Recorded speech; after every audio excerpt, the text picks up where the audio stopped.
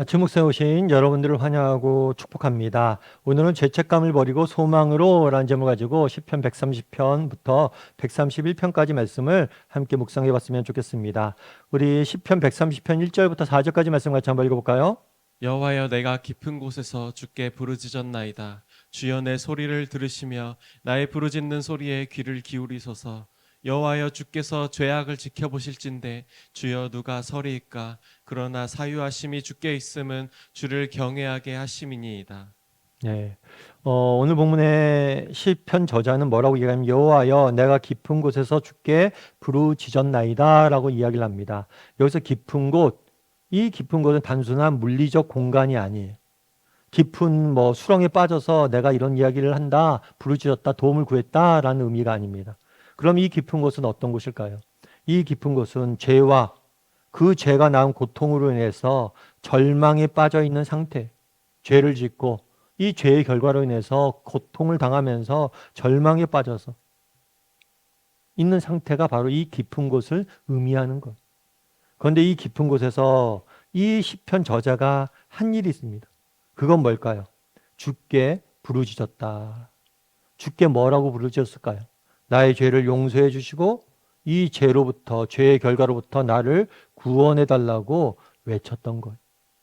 그래서 시편 저자는 죄와 그 죄의 결과로부터 절망 가운데 소망을 발견했습니다. 그건 뭐예요? 하나님께 용서와 구원을 구하는 모습들을 우리는 보게 됩니다. 그렇다면 왜 시편 저자는 하나님께 용서와 구원을 구했을까요? 그 이유는 하나님이 자비하신 분이시기 때문입니다. 하나님은 은혜가 풍성하신 분이시기 때문이에요. 정말 우리가 하나님 앞에 기도한다면, 정말 하나님 앞에 나아간다면 하나님께서 모든 것을 용서해 주실 것이라는 확신이 있었기 때문입니다. 우리 계속해서 5절부터 8절까지 말씀을 같이 한번 읽어볼까요? 나 곧 내 영혼은 여호와를 기다리며 나는 주의 말씀을 바라는도다. 파수꾼이 아침을 기다림보다 내 영혼이 주를 더 기다리나니 참으로 파수꾼이 아침을 기다림보다 더하도다. 이스라엘아, 여호와를 바랄지어다. 여호와께서는 인자하심과 풍성한 속량이 있음이라. 그가 이스라엘을 그의 모든 죄악에서 속량하시리로다. 네. 이렇게 되면 나 곧 내 영혼 여호와를 기다린다라고 이야기합니다. 기다린다는 것. 정말 하나님의 은혜가 하나님이 자신을 찾아오기를 기다린다는 거예요. 특별히 파수꾼이 아침을 기다림보다 내 영혼이 더 기다린다라고 이야기를 하죠. 파수꾼이 아침을 기다리는 상황에 대해서 우리는 사실 파수꾼이라는 경험을 해본 적이 없어서 잘 몰라요. 그런데 예를 들면 그런 거죠. 우리가 남자들 같은 경우 군대에 가잖아요. 군대 가면 밤에 근무를 씁니다. 1시간 정도 밤에 야간 근무를 쓰는데 한두 시간 쓰는데 그 시간이 얼마나 긴지 몰라요. 그래서 빨리 시간이 지나고 잠에 들었으면 좋겠다. 내 임무를 마치길 기다리는 거. 그때 그렇게 간절히 기다리는 거죠. 파수꾼이 밤새 지켜야 되잖아요. 아침이 되면 이제 지키지 않아도 되잖아요. 그 아침을 기다리는 것처럼 내가 하나님을 기다린다라고 이야기를 하는 거예요. 그러면 이렇게 하나님을 기다리는 이유는 무엇입니까? 앞서 얘기했던 것처럼 하나님은 인자하심과 풍성한 속량이 있기 때문에, 하나님은 자비하시기 때문에, 정말 우리가 하나님을 기다리고 하나님 앞에 나아간다면 그분이 우리를 용서해 줄 것이기 때문에 그분을 기다린다는 거예요. 그러면서 또 뭐라고 이야기하냐면 내가 기다릴 뿐만 아니라 이스라엘아 너희도 하나님을 바라라. 너희들도 하나님을 기다리라 라고 이야기를 하는 거예요. 다르게 말하면 너희도 하나님 앞에 너희의 죄를 고백하고 그 하나님의 은혜와 용서를 구해라. 그러면 하나님께서는 너희를 뭘 할 거란 거예요? 너희를 죄로부터 너희를 용서해 주고 구원해 줄 것이다 라고 고백을 하는 거예요. 그럼 오늘 시편 130편은 시편 기자가 자신의 죄에 대해서 통회하면서 하나님께 죄의 용서와 구원을 기다리는 것을 쭉 노래했습니다. 그리고 이 간절함, 자기가 이렇게 하나님을 찾는 간절함에 대해서 파수꾼의 비유를 통해서 설명하고 있어요. 그러면 오늘 시에서 우리가 배울 수 있는 점은 무엇이었을까요? 여러분, 무엇보다도 우리가 죄에 대해서 애통하는 마음을 가져야 돼요. 오늘 시편 기자님 그렇게 얘기했잖아요. 내가 깊은 곳에 빠졌다. 그만큼 절망했다는 거. 빠져나올 수 없는 깊은 절망에 빠져 있다는 거. 왜요? 죄로 인해서. 그런데 오늘날 우리는 이 죄로 인해서 이러한 애통하는 마음을, 죄로 인해서 절망하는 마음을 갖고 있습니까? 그렇지가 않아요. 오늘날 우리 사회의 가장 큰 문제 중에 하나는 무엇이냐면 죄에 대한 기준이 사라졌다는 거예요. 죄에 대해서 관용적이 되었다는 거예요. 예전에 부부의 세계라는 드라마가 굉장히 유행한 적이 있습니다. 이 드라마는 원래 영국 드라마예요. 그런데 한국에서 리메이크를 한 거예요. 그런데 이 작품에서 남자 주인공은 불륜을 저지릅니다. 그런데 이 불륜 사실을 아내에게 들키게 돼요. 그러자 아내가 불륜 사실을 들키자 아내에게 뭐라고 얘기하냐면 사랑에 빠진 게 죄는 아니잖아 라고 얘기해요. 이건 불륜이에요. 근데 자기가 진심으로 누군가를 사랑했고 그렇기 때문에 이건 죄는 아니라고. 불륜을 사랑으로 포장을 해버리는 거예요. 이게 현대사회예요. 불륜을 지어도 죄의식을 갖지 않습니다. 죄책감을 느끼지 않습니다. 물론 극단적인 예일 수는 있겠죠. 하지만 이것은 단순히 드라마의 문제가 아니에요. 현대사회의 문제. 더 이상 죄를 죄로 부르지 않습니다. 죄인이라고 이야기하면 다 싫어해요. 죄에 대해서 너무나 관용적으로 된 것이. 그렇다면 왜 우리 사회가 이렇게 죄에 대해서 관용적으로 되었을까요? 무엇이 죄인지 몰라서 그런 걸까요? 아니에요. 무엇이 죄인지 압니다. 그런데 더 큰 문제는 뭐예요? 죄에 대해서 모르는 게 문제가 아니라 은혜에 대해서 모르는 게 문제. 죄인인지는 알아요. 그런데 이 죄의 문제를 어떻게 해결할지 몰라서 그런 거예요. 시편 저자는 뭐라고 이야기합니까? 우리 하나님 누구냐는 거예요. 하나님에게 나아가면 이 문제를 해결해 주실 걸 알기 때문에 죄를 가지고 애통할 수 있는 거예요. 따라서 우리는 두 가지가 필요한 거예요. 정말 죄에 대해서 애통할 수 있어야 됩니다. 뿐만 아니라 하나님의 은혜에 대해서 알아야 돼요. 정말 우리가 부족하고 연약하지만 그래서 때론 실수하고 때론 넘어지지만 하나님께서 정말 우리가 죄의 문제를 가지고 나가면 그 죄로부터 우리를 구원해 주실 것이다. 정말 우리 인생을 망치는 건 누구입니까?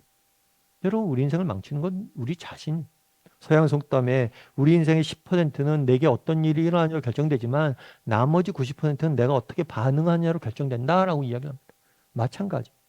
정말 우리 인생을 망치는 건 누구예요? 우리 자신이에요. 우리는 끊임없이 죄를 짓고 실수하고 잘못합니다. 그럼에도 불구하고 우리 인생을 망치는 건 우리지만 우리에게 소망이 있는 이유는 뭐예요? 우리가 하나님 앞에 나아간다. 정말 우리가 부족함과 연약함 하나님 앞에 내려놓는다면 하나님 우리가 이런 잘못을 했고 이런 죄를 지었습니다 라고 고백하고 애통해 한다면 하나님께서 우리를 용서해 주시고 그 문제로부터 우리를 구원해 주실 거라는 거. 여러분 실제로 미국에서 1970년대에 있었던 일이라고 그래요. 한 청년이 죄를 저질러서 감옥에 수감되었습니다. 그래서 감옥에서 수년 동안 복역을 했어요. 그런 다음에 형기를 마치고 출소하게 되었습니다. 그런데 출소하게 되었을 때 그의 마음속에는 두려움이 가득했대요. 어떤 두려움이 가득했을까요? 아버지가 나를 아직도 받아주실까? 혹시 나를 부끄러워하지 않을까? 이런 마음이 든 거예요.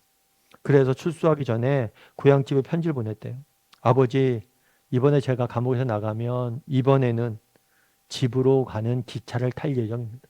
그동안 집을 떠나서 내 마음대로 내 인생 내 멋대로 즐겼는데 이번만큼은 집에 돌아갈 예정이라는 거예요.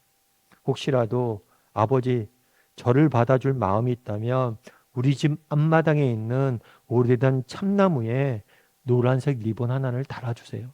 그렇게 이야기를 했대.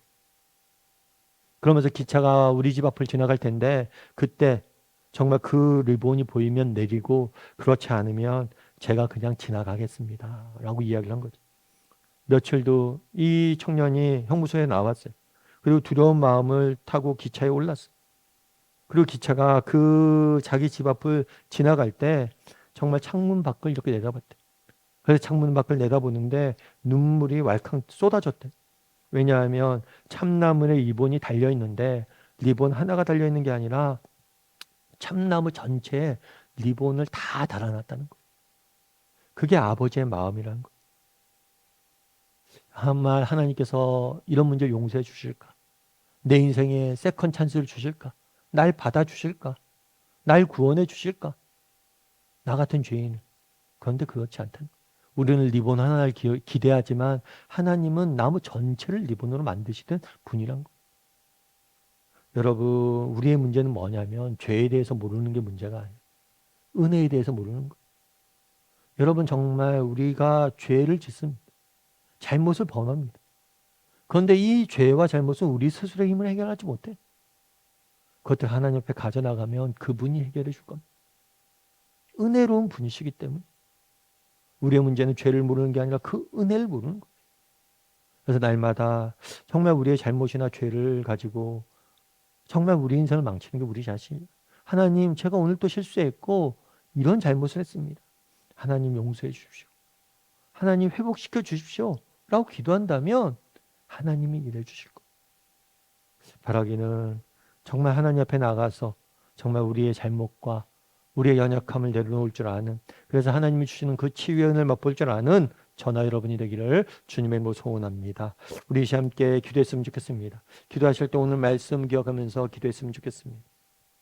정말 오늘 말씀 앞에 정말 우리가 한번 점검해 봐야 됩니다. 혹시 우리는 죄에 대해서 너무나 둔감해져 있지 않은가? 정말 우리는 죄에 대해서 너무나 관용적으로 변해 있지 않은가? 여러분, 죄에 대해서 우리가 단호해야 됩니다. 정말 애통할 수 있어야 됩니다. 정말 죄에 대해서 애통한 심정을 가져야 됩니다. 뿐만 아니라 정말 죄를 하나님 앞에 가져나갈 줄 아는 사람이 되거든요. 하나님, 정말 이런 부족한 점들이 있습니다. 이런 실수를 했고 이런 잘못을 했고 이런 죄를 졌습니다. 그렇게 고백했을 때 하나님께서 우리를 치유하여 주시고 우리를 구원해 줄 거예요. 그런 믿음을 가지고 내가 정말 교만했다면 교만을 내려놔야 되고, 내가 정말 악한 끊지 못한 죄가 있다면 그걸 내려놔야 돼. 그럴 때 치유하시고 일하실 거예요. 그런 믿음을 가지고 날마다 하나님 앞에 나아가는 사람이 되게 해달라고 이 시간 목소리 같이 기도하도록 하겠습니다. 같이 기도하시겠습니다.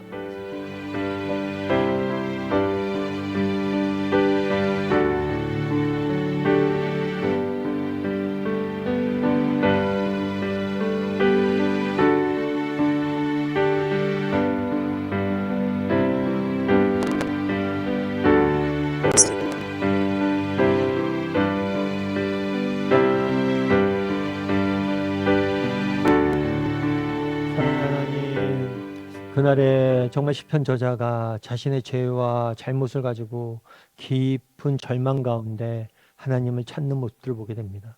우리도 죄에 대한 애통함이 있게 도와주시옵소서. 죄에 대해서 너무나 무각해져 있진 않은지 돌아보게 도와주시고, 죄와 잘못에 대해서 애통함과 단호함을 가질 수 있는 우리 모두가 될 수 있도록 주여 은혜를 더하여 주시옵소서. 하나님의 은혜가 우리의 죄악보다 큼을 믿습니다. 하나님의 자비가 우리의 실수보다 큼을 믿습니다. 비록 우리의 인생을 망치는 건 우리이지만 우리가 하나님 앞에 회개하고 우리의 죄를, 우리의 정말 연약함을 내어드릴 때 하나님이 우리를 회복시키시고 우리를 새롭게 빚을 줄 믿습니다.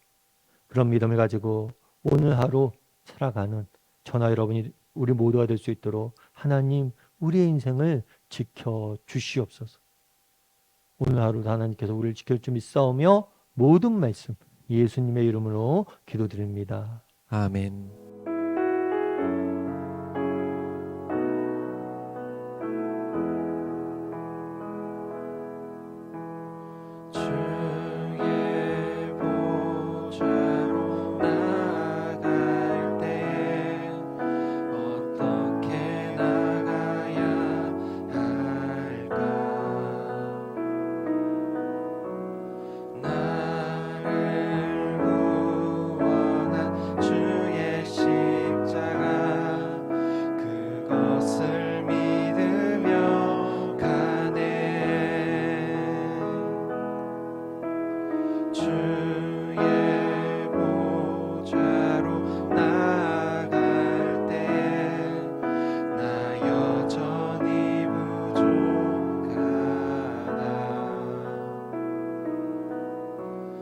나